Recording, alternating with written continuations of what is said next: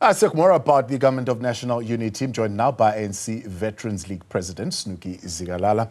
Good to have you, Sam. Thank you very much for your time. I'm checking out some of the Twitter feeds. One of the leaders of the ANC, Panyaza Lusufi, tweeting that today, 29 years ago, Harry Gwala would have, of course, gone to rest. And many people then ask the question, would he have words of wisdom about the formation of the Government of National Unity? And what better person to ask than the veteran that is yourself? Yeah, good evening, Tabung, and good evening to your viewers. Now, I think we will take our key from what the voters have said, because voters said, look, there was 40%, and the second biggest party was the DA, 20%, and of course other parties as well. Now, voters said, let's work together, let's build South Africa together, let's unite the country. And so that is why we as the ANC decided that let's form a government of national unity, which is important, actually, that is enshrined in our constitution, also enshrined in our freedom charter, that we are one country with diverse interests and also with different racial groups, but we are one country.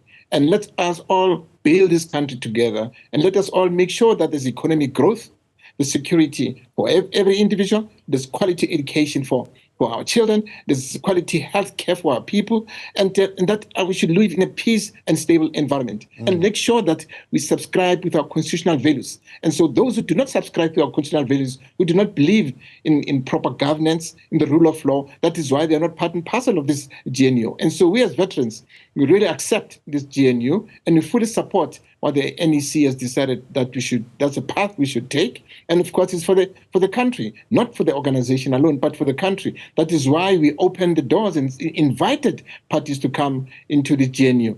And majority of them have come in. We've just heard that the Freedom Front is prepared to come in as well. We are saying the more the merrier. But as long as they know that there are bare minimums that they have to adhere to, and which are part and parcel of our manifesto, that's question of economic growth, security, a question of land reform, transformation of the country, to make sure that there is quality education and for every South African citizen. And so those are our bare minimum, and job creation in the country itself. And so all those parties that we have signed the minimum program of the ANC, they'll have to make sure that they are implemented. But they are coming in as patriots, not as members of opposition parties, as people who will co-govern with us. But it should be made clear that in terms of selecting the president, the cabinet, it is the president's prerogative. Right. The president does not have to consult and say who must be appointed. Right. It is the history of the ANC that all our presidents in the sixth administration,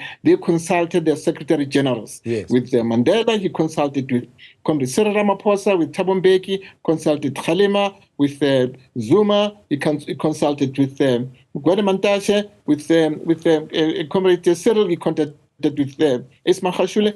Yeah. And of course, now we are saying currently he's going to consult with the Secretary General of the ANC. And of course, coming to other parties, he'll consult with the leaders to say, in your party, who are the most capable, competent, and people who will be able to serve society properly. And they'll be able to say, these are the people, but this is a prerogative of the president of South Africa. What do you make, as you speak of the SG, to the debate now that is currently going on around whether or not the SG would have understood the fine print of where the balance of power would lie, for example, around who joins the Government of National Unity, that the DA seems to think they are supposed to be consulted? No, I think the SG is quite correct. I think it is demeaning for the DA to say our SG did not understand the fine print in when we're discussing the question of the formation of GNU. It is really unacceptable and demeaning, and we take an exception to that. All that the consultation is there in the agreement is that the president will consult, but that consultation will consult with parties to say, we have so many positions that are reserved for you. Who are the most competent South African patriots who can serve in the executive? immediately when they serve in the executive, they serve at the behest of the President of the Republic. And so that's what we are talking about. That's a consultation that we make, because he does not know the individuals in the DA. Neither does he know the individuals especially in the other parties that have just come into the GNU. That's a consultation we're talking about. Not to say tell us throughout the whole country who should be appointed as a treasurer as the Minister of Finance. The President is not going to do that. And so all that is consulting them in terms of including their members into the government of national unity. That's a consultation that they're talking about. And so we take strong exception to what the DA is saying that our SG did not read the fine print. It's unacceptable. It's demeaning, and I think the DA must definitely calm down. Let them just calm down. Yeah. They have accepted to be partner of the GNU. We also accepted them, and let's all work as South African patriots and build this country together. It's all that we are saying as veterans. So you're taking the cue from South Africans. What do you say to the broader public? They might have not gone to vote, but there are some who are expressing a sentiment that says they don't believe that the ANC in this partnership will really have the bigger say. Of course, the ANC is the one that invited the parties. The ANC is the majority party. And so that's why the ANC is leading this the GNU. No one else but the ANC is leading this GNU. And so let South Africans have confidence in the ANC, because the ANC is the leader of society. And so the ANC is not going to sell this country for a few pieces of silver. The ANC will never do that. All that we are saying, let them have confidence in us, that we are forming this GNU in order to unite South Africa, to build one South Africa, and also to ensure that those who are disadvantaged must be better advantaged. Those who did not have quality education, better education. Those who had not, because all that we want is to make sure that we rebuild the whole infrastructure of municipalities. We cannot do it alone as African National Congress. We are happy if other parties have joined the GNU, so that they are part and parcel of rebuilding this country, rebuilding the municipalities, so that we can take accountability of what's happening within our municipalities and within our government structures. So there is, of course, this debate around whether or not the ANC should have formed the GNU with the MK party and the EFF. There are some in civil society, in fact, gift of the givers, believing that they can broker a deal between the EFF, MK, and the ANC.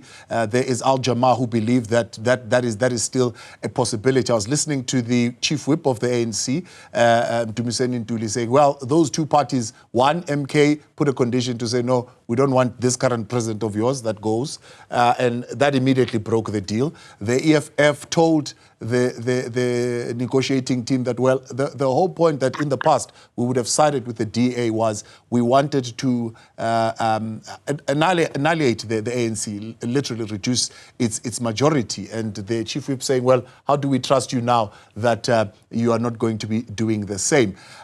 As the Veterans League, do you think those parties should still be pursued? No, well, as the chief whip of the ANC has said it, I think he spelled it out correctly. MK party is saying they don't believe in constitutional democracy. So it means that they've just ruled themselves out. Because we believe in constitutional democracy, we believe in the rule of law, we believe in corporate governance. That's what we believe in. Secondly, is that they are saying that they don't want the ANC of President Cyril Ramaphosa. Is it about the president of the ANC, or it's about the country? Secondly, EFF itself.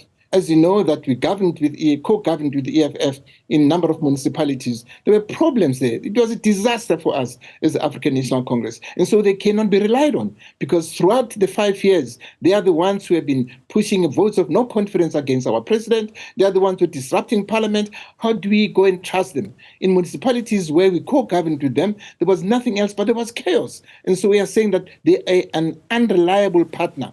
And so that's why they rule themselves out. And so other parties are prepared to come in on board and co-govern with us. This is not what you call a coalition or a grand coalition. It's a government of national unity. And it's the African National Congress that invited this parties, parties who believe in our constitutional democracy, parties who believe in the rule of law, parties who believe in sustainable economic development of the country. Those are the countries that we signed with them in terms of coming to the government of national unity. So for yourselves, the biggest deal breaker for this GNU would be a move towards unconstitutional behavior. As long as the constitution, rule of law, is the cornerstone, so to speak, of the building blocks of this GNU, you are signed up to it, you say? We are signed up to it. We believe in the constitution of this country, and we believe in the rule of law, and we believe in ethical leadership and governance in this country. That's what we believe in. If you don't believe in those principles and values, you're out of the window. Snuki Zikalala, appreciate your time. President of the ANC's Veterans League there.